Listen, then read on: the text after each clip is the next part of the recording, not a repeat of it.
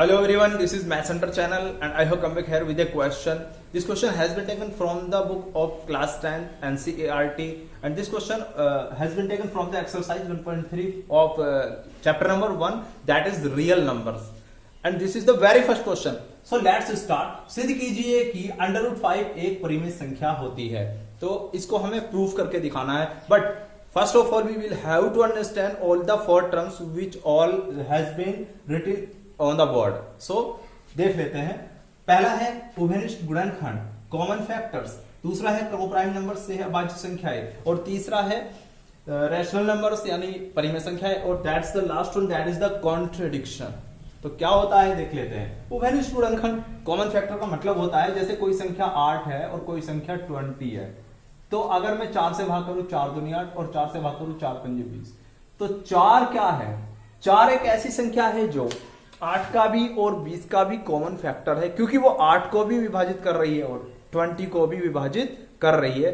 ठीक है, so next आते हैं हम सहअभाज्य संख्याएं। जैसे मान लीजिए मैंने यहां पर लिख दिया है 4, यहां पर लिख दिया है 9, तो क्या मतलब है 4 and 9 are the coprime numbers, यानी 4 और 9 ये जो है सहअभाज्य संख्या है। अगर मैं यहां पर 2 से भाग करता हूं तो 2 दूनी 4, अगर मैं 4 में 4 से भाग करता हूं तो 4 एकम 4, 2 से और 4 से 4 में भाग हो रहा है, लेकिन 9 में इम्पॉसिबल, ना 2 से हो पाएगा ना 4 से हो पाएगा। 9 में चेक करके देखते हैं, 3 तिया 9, तो 9 में 3 से भाग हो रहा है, 9 में 9 से भाग हो जाएगा, 9 एकम 9 हो गया।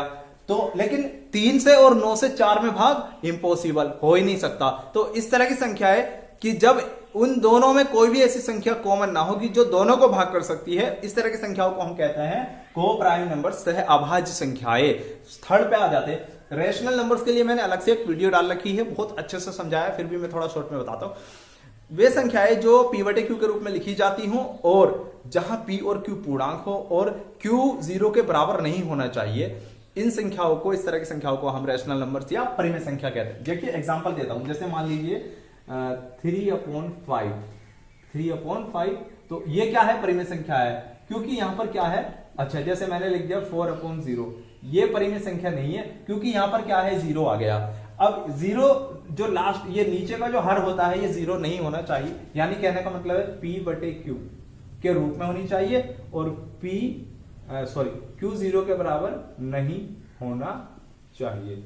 इसके बाद आ जाता है फोर्थ पॉइंट का मतलब है कॉन्ट्रडिक्शन।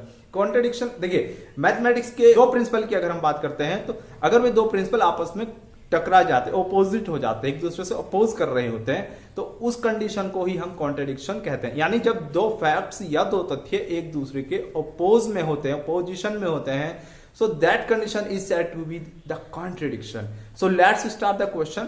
ध्यान से देखना, इस क्वेश्चन को लास्ट तक देखना, बहुत अच्छे से मैं समझाने की कोशिश करूंगा। ठीक है, आगे बढ़ने से पहले ध्यान रखना है कि आपको अगर चैनल पर नए हैं, चैनल को सब्सक्राइब करें, शेयर करें, बेल आइकन को प्रेस करें, लाइक करें। So let's start.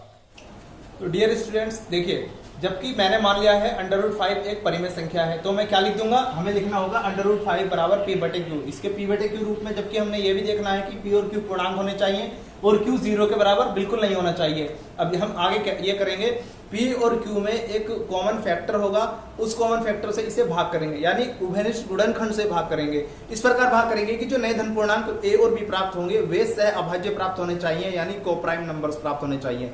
यानी कि a और b दोनों संख्याएं कोप्राइम नंबर होने चाहिए।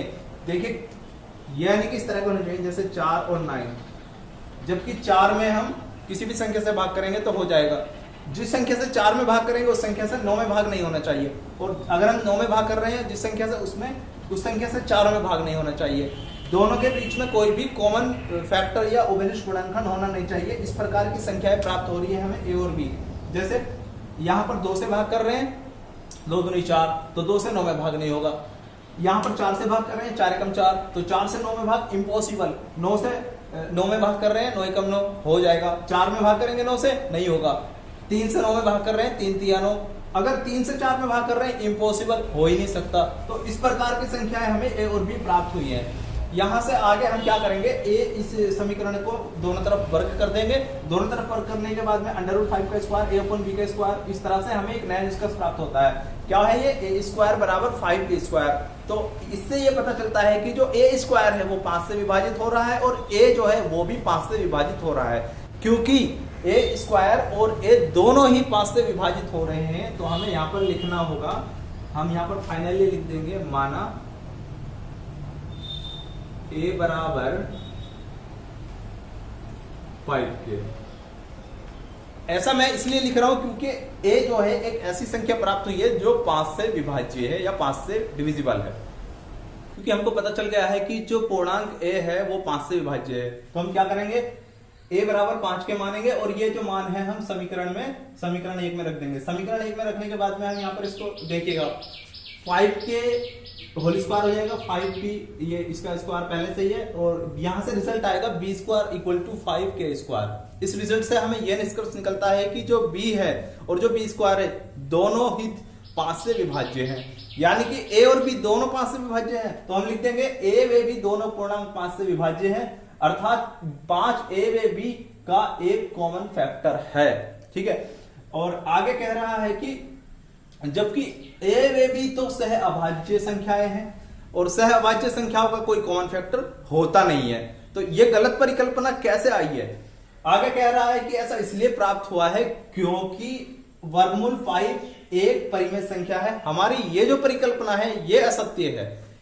अब दरअसल बात यह है कि जो हमने शुरू में ही एक परिकल्पना की थी कि वर्गमूल 5 एक परिमेय संख्या है, ये जो परिकल्पना थी यही हमने गलत कर ली थी। तो यही सिद्ध हो जाता है कि वर्गमूल 5 एक परिमेय संख्या नहीं है बल्कि ए परिमेय संख्या है, और इस बात को मैं लिख भी देता हूं। तो ध्यान से देखिए, मैंने लिख दिया है इस प्रकार सिद्ध हो जाता है कि वर्गमूल 5 एक ए परिमेय संख्या है।